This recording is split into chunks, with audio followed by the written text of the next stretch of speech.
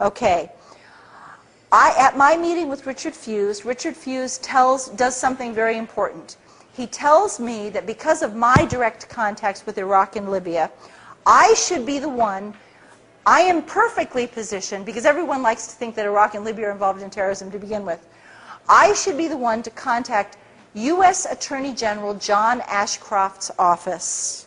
And I should tell them that we're looking for what's called an emergency broadcast alert across all agencies, seeking any fragment of intelligence involving airplane hijackings and a strike on the World Trade Center, identified specifically. And I make that phone call. My conversation with Richard Fuse is August 6th. Probably August 7th, August 8th, I call them. And immediately I talk to I have a private phone number. See, you guys couldn't get this number, but I have it, okay? I have the number inside the Attorney General's office. I'm not calling a switchboard. I'm calling his private staff, okay? I'm calling his government liaison office. No, that's not true. I call his private internal office. There are about 20 members of his private staff. His legislative director is there, his government relations person is there, but I call inside that office. And they give me the office for the phone number for the Office of Counterterrorism. They say, repeat exactly what you just told us and tell them. I am told that John Ashcroft said, oh, those CIA people keep talking about terrorism, and they keep talking about this darn airplane hijacking, and they're so paranoid, and why do they keep bugging us about it? That's what I'm told they said. But I did what I did. And when I did that, I apparently tripped some wires, because it denied the White House, it denied the Justice Department and the Attorney General's office of deniability, plausible deniability. And that's very important. And that is why they came after me so hard and tried to destroy me utterly, because they could not admit to you that we had absolutely anticipated this thing. We knew it was going to happen exactly as it did go down, with one exception. And here's where and then I'm going to finish this, and then I'll open the floor to questions. What I have learned since then, now all the things that I've told you were things I did directly. So I'm telling you, I'm not relating what somebody else did or a conversation that somebody else had that has been reported to me. This is direct primary knowledge from my own experience. But what I'm going to tell you now is from somebody else, okay? And so I distinguish these two things.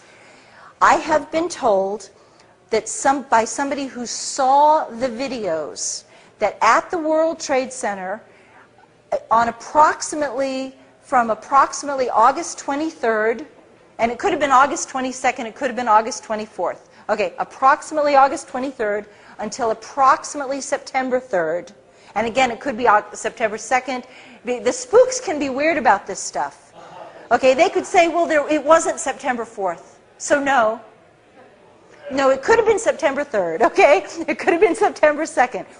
Within a couple of days of this, my friend says that at approximately 3 o'clock in the morning, strange vans, and there were just maybe 3 of them, he said, that not just a couple. The way he put it was a couple of vans. So we're thinking 3, possibly 4, but most likely 3.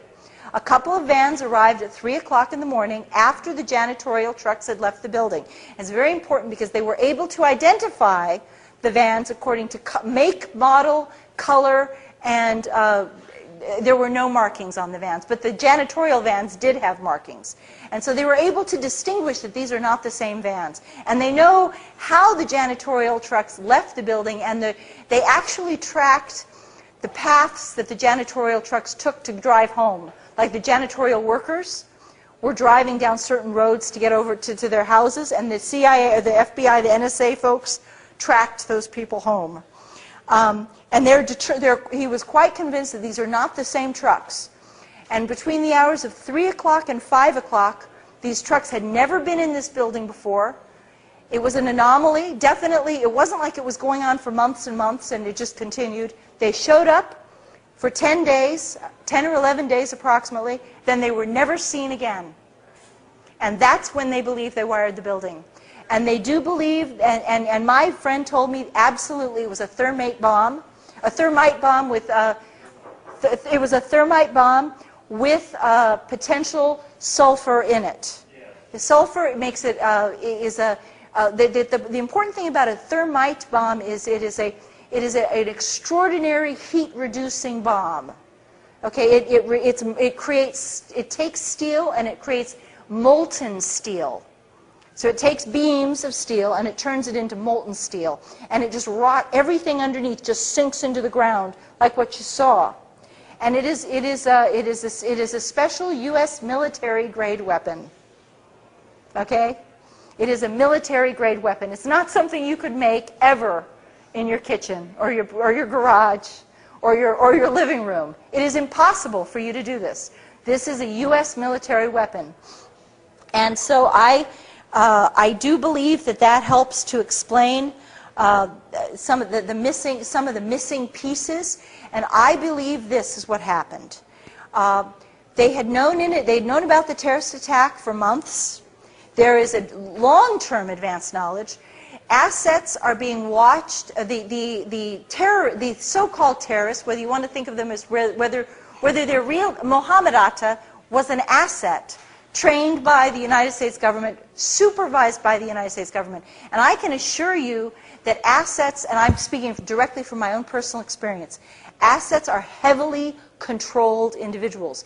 I was never dealing with Iraq and Libya without somebody paying extremely close attention to me at every stage, and my phones were tapped. I mean, at some point they had wired my house.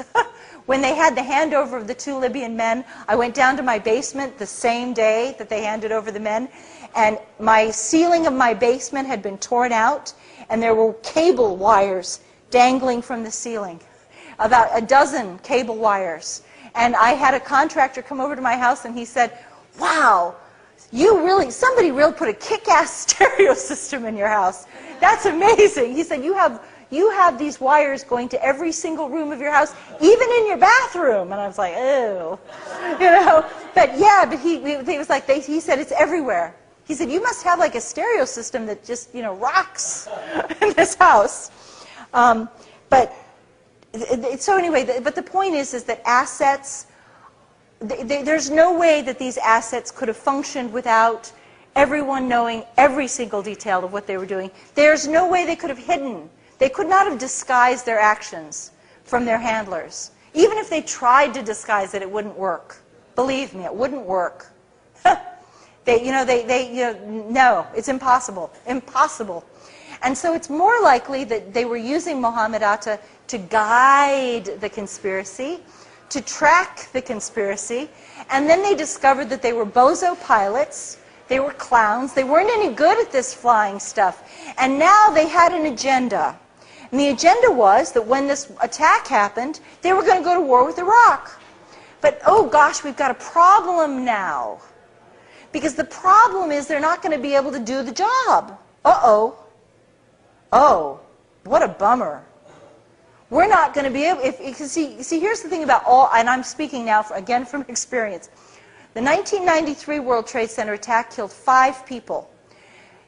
The bombing of the USS Cole killed 12 people. And once the smoke clears and the catastrophe, the chaos is over, and the noise is done, it's pretty, it's all, there's not a lot of damage that would certainly not enough that would allow a government, a pro-war cabal, to throw itself into a new war with Iraq, which they wanted to do. They've already decided to do it. And so that is the motivation. The thing is, there can never be any police officer will tell you, there is no crime without a motive and opportunity. And we had both. So it's not like they just spontaneously wired the World Trade Center. They knew it was coming, and they wanted to make sure that they had maximum damage when it hit. They knew they were going to use the airplanes as the cover to demolish the building. So it's not, a lot of people in the 9/11 truth community have gotten at first, when I first broke this news, they were like, a lot of people attacked me, and they said, You're saying there were airplane hijackings. No, no, there was a demolition. And I'm like saying, no, no, there's both of it. Both things happened. They knew this. They knew the airplanes were going to be hijacked, so they used it as a cover for to guarantee maximum destruction because they already knew the consequence of war. So.